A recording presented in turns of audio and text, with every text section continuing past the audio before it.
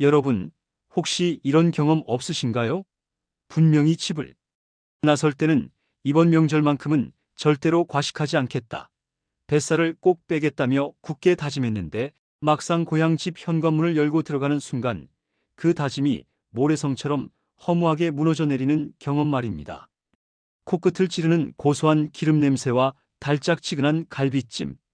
향기 앞에서 우리는 왜 이토록 무기력해지는 걸까요?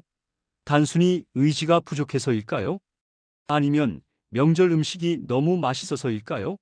놀랍게도 과학자들은 우리가 명절에 폭식하는 이유가 배고픔 때문이 아니라고 말합니다. 우리 뇌 속에는 우리가 미처 알지 못했던 아주 기묘한 심리적 장치가 숨어 있기 때문입니다.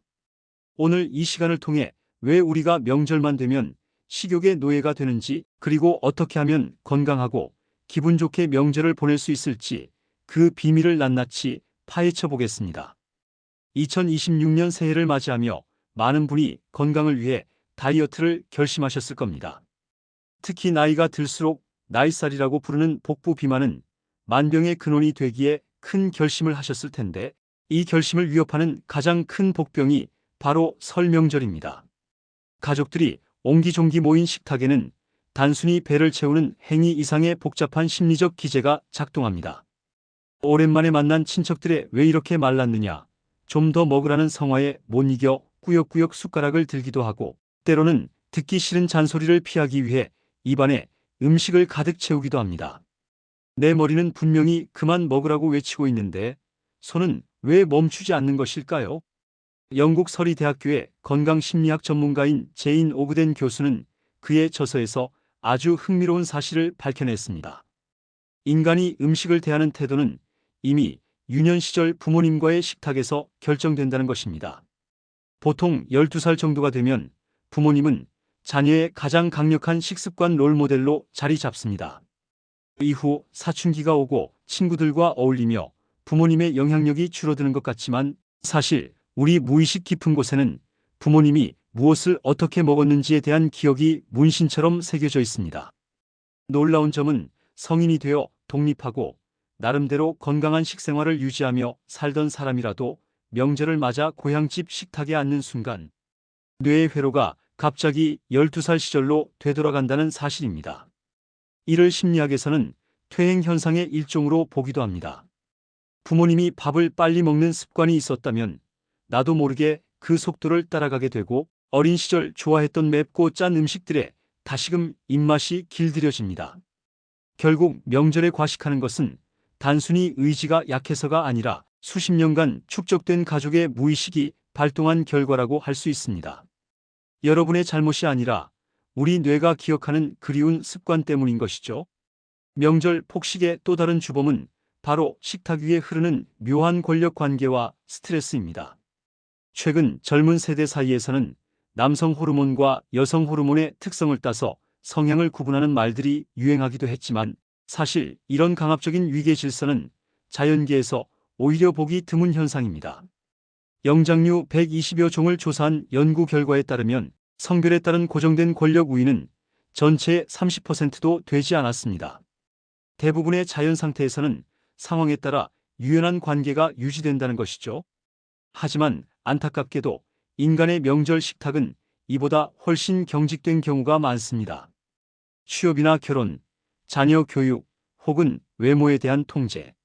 섞인 질문들은 식탁을 순식간에 수직적인 권력 구조로 바꿔버립니다. 이런 상황에서 우리가 느끼는 심리적 압박감은 대단히 큽니다. 오그덴 교수는 이 지점에서 감정적 식사가 발생한다고 지적합니다. 스트레스를 받으면 우리 몸에서는 코르티솔이라는 호르몬이 분비되는데, 이를 잠재우기 위해 우리 뇌는 무의식적으로 단 음식이나 고칼로리 음식을 찾게 됩니다.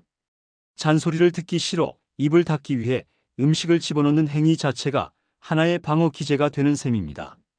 그렇다면 우리는 이 마법 같은 명절 폭식의 굴레에서 어떻게 벗어날 수 있을까요? 오그덴 교수는 가장 먼저 음식에 딱지를 붙이는 행위부터 멈춰야 한다고 조언합니다. 많은 분이 나물은 착한 음식, 전이나 갈비찜은 살찌는 나쁜 음식이라고 이분법적으로 나눕니다.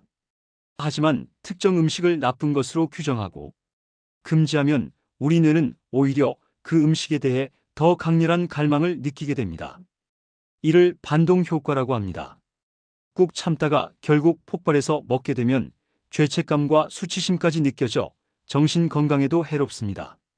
대신 음식을 자주 먹을 음식과 가끔 먹을 음식으로 부드럽게 분류해 보세요.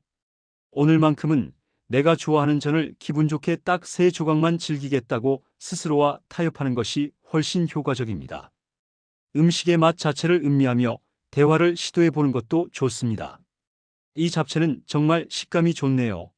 나물이 참 향긋합니다. 같은 긍정적인 묘사는 식탁 분위기를 부드럽게 만들고 식사 속도를 늦추는 데 큰 도움이 됩니다. 특히 어르신들을 모시는 자리에서는 이런 대화법이 더욱 중요합니다. 나이가 들면 미각이 둔해지고 소화 기능이 떨어져 식사량이 줄어들 수밖에 없습니다.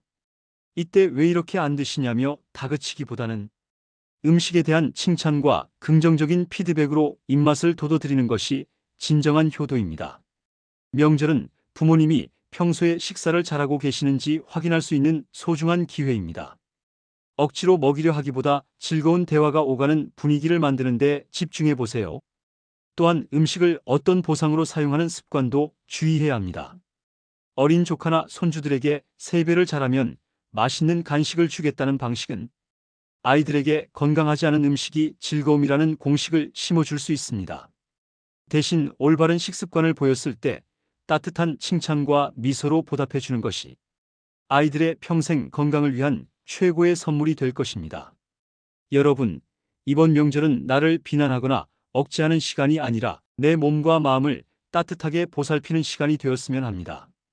뱃살을 빼겠다는 결심도 중요하지만 가족과 함께하는 식탁에서 얻는 정서적 안정감이 우리를 더 건강하게 만든다는 사실을 기억해 주세요. 천천히 맛을 음미하며 서로에게 따뜻한 말을 건네는 것만으로도 여러분의 식탁은 훨씬 풍성하고 건강해질 것입니다. 오늘 전해드린 내용이 여러분의 건강한 명절 나기에 조금이나마 도움이 되셨기를 바랍니다. 여러분의 건강과 행복이 저에게는 가장 큰 기쁨입니다. 영상이 유익하셨다면 행복천사 채널 구독과 좋아요 꼭 눌러주세요. 주변의 소중한 분들에게도 이 영상을 공유해서 모두가 건강한 명절을 보낼 수 있도록 도와주시면 감사하겠습니다. 다음에 더 유익하고 건강한 소식으로 찾아뵙겠습니다. 시청해 주셔서 감사합니다.